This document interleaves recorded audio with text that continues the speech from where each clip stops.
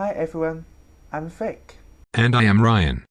Today we are going to talk about a mystery event known as the Cambrian Explosion. Well, what exactly is the Cambrian Explosion? Ryan, maybe you can tell us briefly about it. Alright. The Cambrian Explosion, or Cambrian radiation, was the relatively short-span event, occurring approximately 531 million years ago in the Cambrian period, during which most major animal phyla appeared, as indicated by the fossil record. Lasting for about the next 20 to 25 million years, it resulted in the divergence of most modern metazoan phyla. Additionally, the event was accompanied by major diversification of other organisms. Prior to the Cambrian explosion, most organisms were simple, composed of individual cells occasionally organized into colonies. Over the following 70 to 80 million years, the rate of diversification accelerated by an order of magnitude and the diversity of life began to resemble that of today. Almost all present animal phyla appeared during this period. Through the investigation of fossils, scientists found that there were a huge diversity of life forms appeared during the event. For example, the Anomalocaris, Apobenia, Vivaxia, Autoia, and even more. Oh wow, look at those abominations. Imagine yourself going fishing and see one of them. Oh boy, that is going to be the worst nightmare, isn't it? Well, guess now everyone has a general idea about the Cambrian explosion, but what could have caused that? Well, despite the evidence that moderately complex animals existed before and possibly long before the start of the Cambrian, it seems that the pace of evolution was exceptionally fast in the early Cambrian. There are possible suggestions for this. For example, the changes in the environment. To begin with, there was an increase in oxygen levels during the period of time. Earth's earliest atmosphere contained no free oxygen.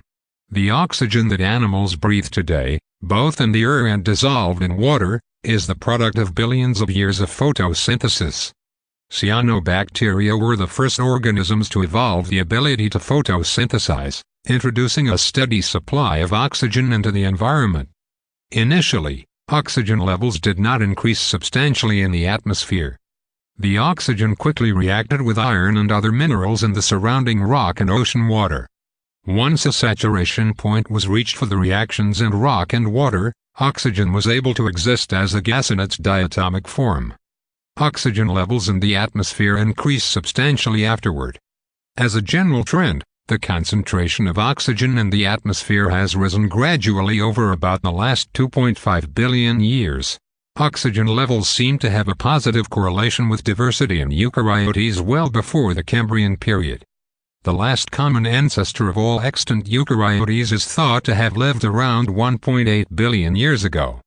Around 800 million years ago, there was a notable increase in the complexity and number of eukaryotes species in the fossil record. Before the spike in diversity, eukaryotes are thought to have lived in highly sulfuric environments. Sulfide interferes with mitochondrial function in aerobic organisms, limiting the amount of oxygen that could be used to drive metabolism. Oceanic sulfide levels decreased around 800 million years ago, which supports the importance of oxygen and eukaryotic diversity. Furthermore, the snowball Earth effect might be a reason leads to that as well.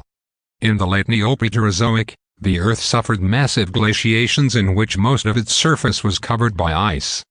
This may have caused a mass extinction, creating a genetic bottleneck. The resulting diversification may have given rise to the Ediacarobiota, which appears soon after the last snowball Earth episode. However, the snowball episodes occurred a long time before the start of the Cambrian, and it is hard to see how so much diversity could have been caused by even a series of bottlenecks. The cold periods may even have delayed the evolution of large-size organisms. Seems like this assumption is probably not the main reason for the event. So, get dunked on. However, besides the suggestions mentioned above, there are also more assumptions for the causes of the Cambrian explosion. For example, rock formation that is stable enough to keep the fossil was formed only after the Cambrian, while the sediments from the early Cambrian were destroyed due to the heat or pressure before they could turn into fossil. Besides, there is also another assumption that life forms only developed a hard body starting from the Cambrian period, which is a key element to form the fossil. As a hard body was not developed before the Cambrian for the life forms, there are less fossils that can prove the diversity of them before the Cambrian. Other than the suggestions mentioned above, there are way more assumptions suggested, but sadly no one can prove what really caused the Cambrian explosion due to the lack of evidence. The real reason that caused the Cambrian explosion remains a mystery nowadays due to the lack of evidence. However, there is no doubt that the diversity of living creatures in today is caused by such event, as the phylum for most of the animals nowadays were appeared during the period of the Cambrian explosion. Despite we know only a little about the Cambrian explosion at this moment, but who knows, maybe we will be permitted to find more about it in the future.